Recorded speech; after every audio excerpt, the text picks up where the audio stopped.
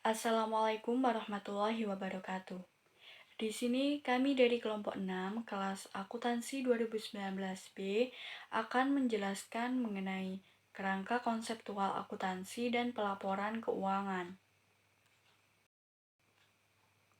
Anggota dari kelompok 6 yang pertama, Catherine Anggun Hoirunisa dengan NIM 051, yang kedua Muhammad William Fatah dengan NIM 052, yang ketiga Mariska Amelia dengan NIM 073, yang keempat Nindi Heksari Martini dengan NIM 080, yang kelima Milenia Nindi Damayanti dengan NIM 088, dan yang terakhir Natasha Anggraini dengan NIM 090.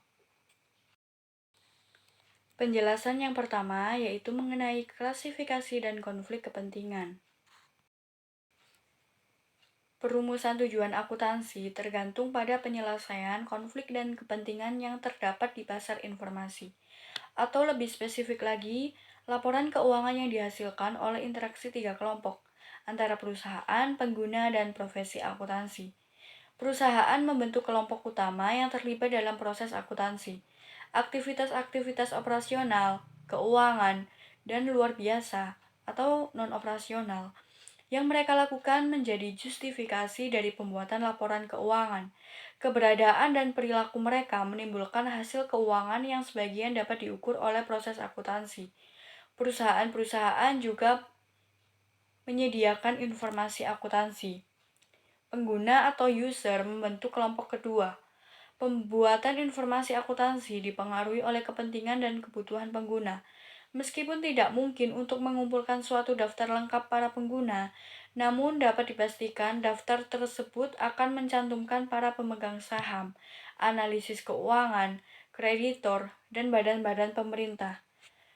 Profesi akuntansi membentuk kelompok ketiga yang dapat mempengaruhi informasi yang akan dimasukkan ke dalam laporan keuangan.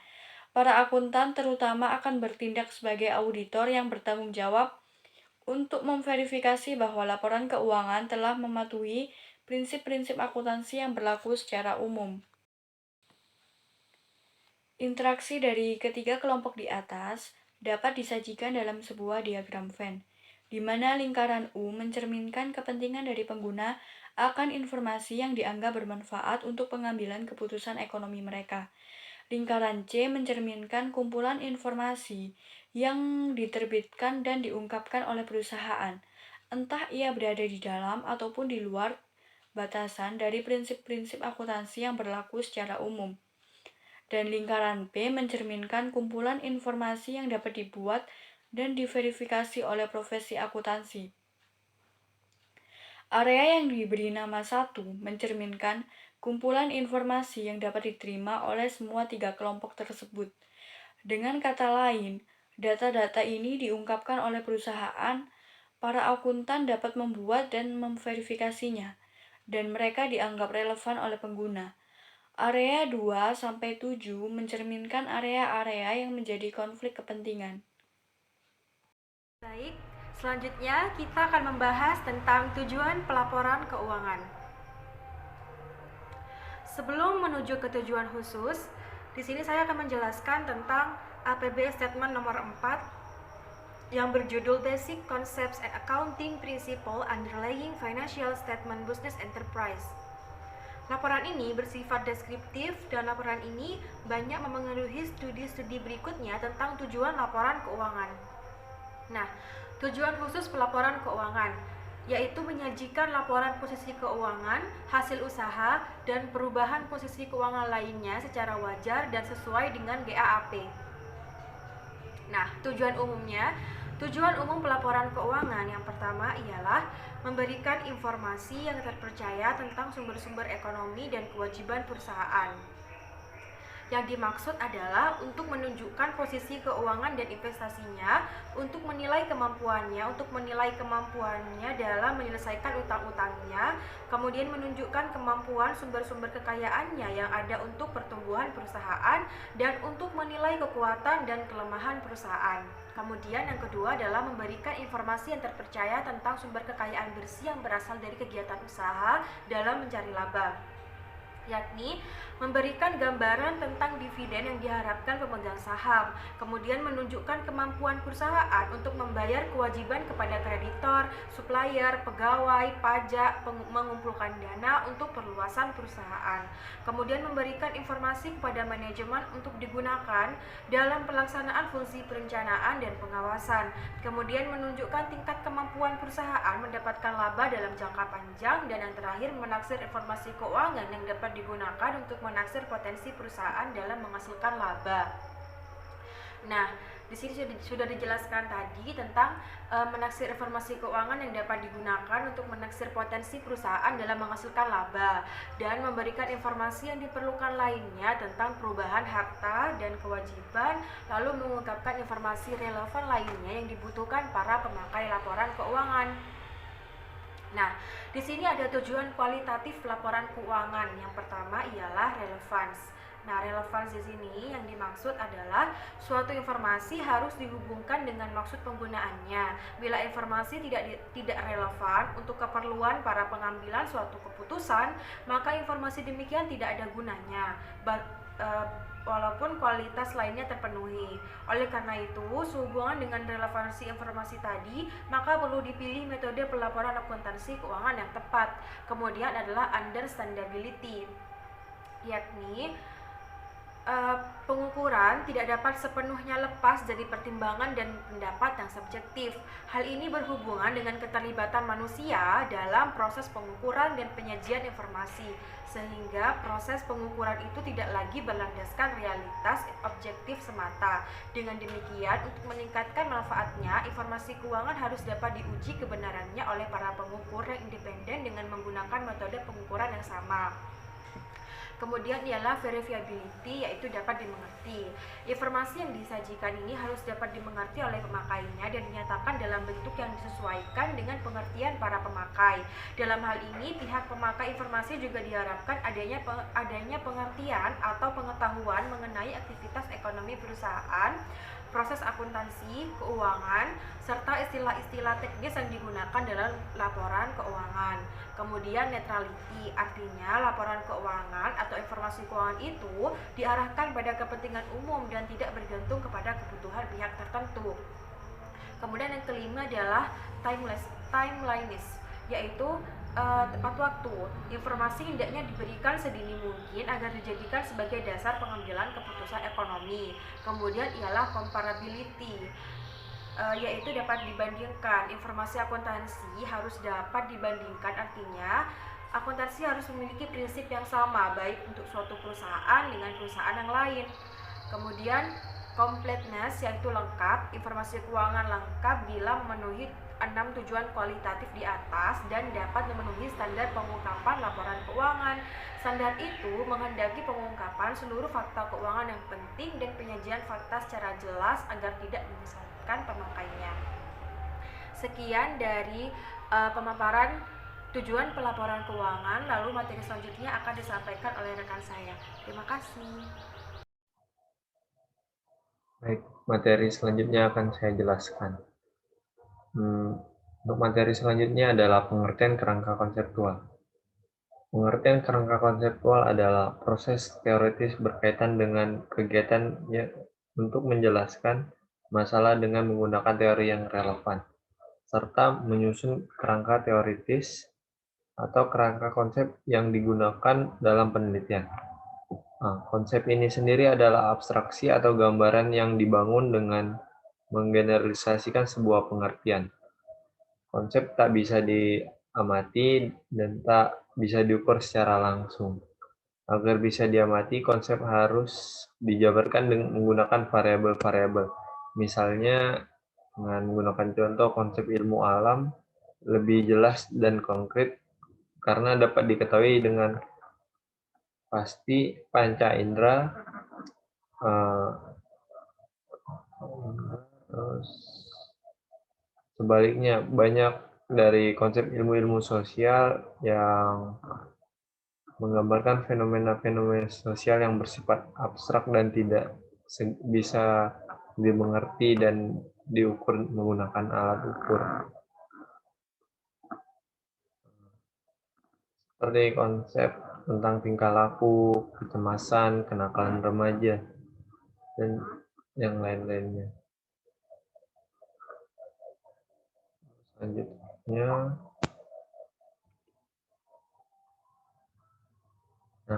Selanjutnya adalah hakikat kerangka konseptual.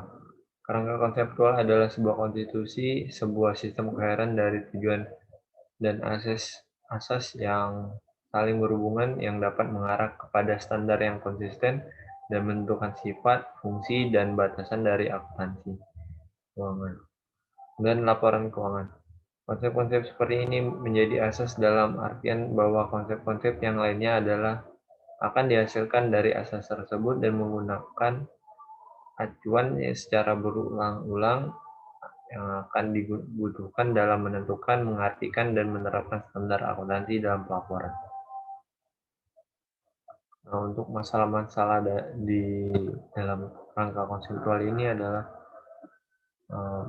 masalah-masalah konseptual yang berhubungan dengan penetapan standar, antara lainnya adalah pandangan mengenai laba atau penghasilan mana yang harus digunakan, masalah definisi, konsep pemeliharaan modal atau pengembalian biaya manakah yang harus digunakan.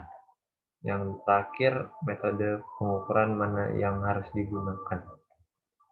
Terima kasih. Baik, untuk materi selanjutnya yaitu perkembangan dari sebuah kerangka konseptual. Terdapat 4 tingkatan dalam ruang lingkup kerangka konseptual. Yang pertama, tingkat pertama, tujuannya menunjukkan sasaran dan maksud dari akuntansi. Yang kedua, tingkat kedua terdiri dari hal-hal yang fundamental, meliputi karakteristik kualitatif dari informasi akuntansi dan definisi elemen-elemen dalam laporan keuangan. Pada tingkat ketiga, terdapat pedoman operasional yang digunakan oleh akuntan dalam menentukan dan menerapkan standar akuntansi yang meliputi kriteria pengakuan, laporan keuangan versus pelaporan keuangan, dan pengukuran. Lalu, pada tingkat keempat, terdiri dari mekanisme penyajian yang digunakan oleh akuntansi untuk menyampaikan informasi akuntansi yang meliputi pelaporan penghasilan, pelaporan arus dana dan likuiditas, dan pelaporan posisi keuangan. Pemilihan kerangka konseptual yang tepat pada sebagian besar penelitian ditentukan oleh beberapa landasan. Yang pertama, landasan pertama berpikir deduktif. Analisis teori, konsep, prinsip, premis yang berhubungan dengan masalah yang akan diteliti. Oleh karena itu, peneliti harus membuat analisis secara hati-hati dan kritis serta menelaah semua kepustakaan yang berhubungan dengan subjek penelitian secara cermat sebelum mengformulasikan hipotesis yang bertujuan untuk menjawab pertanyaan penelitian tersebut. Yang kedua, landasan kedua berpikir induktif. Analisis penelusuran hasil penelitian orang lain yang mendahului yang terkait dengan masalah dan tujuan penelitian. Lalu, landasan ketiga adalah merumuskan permasalahan dan penetapan tujuan penelitian atas dasar sintesis dari analisis landasan pertama dan kedua dengan cara berpikir kreatif, inovatif, sistemasi, pengalaman, teori, fakta, tujuan penelitian, dan logika berpikir kreatif disusun menjadi kerangka konseptual penelitian. Tahap penyusunan kerangka konseptual. Kerangka konseptual penelitian pada dasarnya adalah kerangka hubungan antara konsep-konsep yang ingin diamati atau diukur melalui penelitian. Untuk itu, langkah-langkah yang dilakukan sebelum membuat kerangka konseptual ini adalah yang pertama, seleksi dan definisi konsep, yaitu logika berpikir untuk mencoba menjelaskan atau atribut dari masalah yang akan diteliti. Yang kedua, mengembangkan pernyataan hubungan. Yang ketiga, mengembangkan konsep dalam gambar atau kerangka yang meliputi 1. Disesuaikan dengan pernyataan masalah. Yang kedua, penjelasan bagaimana hubungan masalah dengan variabel yang lain yang diduga sebagai penyebab timbulnya masalah. Arah kerangka disesuaikan dengan variabel yang akan diteliti dengan mengembangkan konsep dalam gambar atau kerangka dengan membuat garis mana yang diteliti dan tidak menggunakan garis sambung atau terputus, serta membuat panah untuk bagian yang ada pengaruhnya dan tidak untuk bagian tidak ada pengaruhnya. Kerangka konseptual juga berperan untuk mengidentifikasi jaringan hubungan antara variabel yang dianggap penting bagi masalah yang sedang diteliti. Dengan demikian, sangatlah penting untuk memahami apa arti variabel dan apa saja jenis variabel yang ada, serta berkaitan dengan konsep dari masalah yang diteliti tersebut. Ya, di sini saya akan menjelaskan tentang laporan-laporan lain.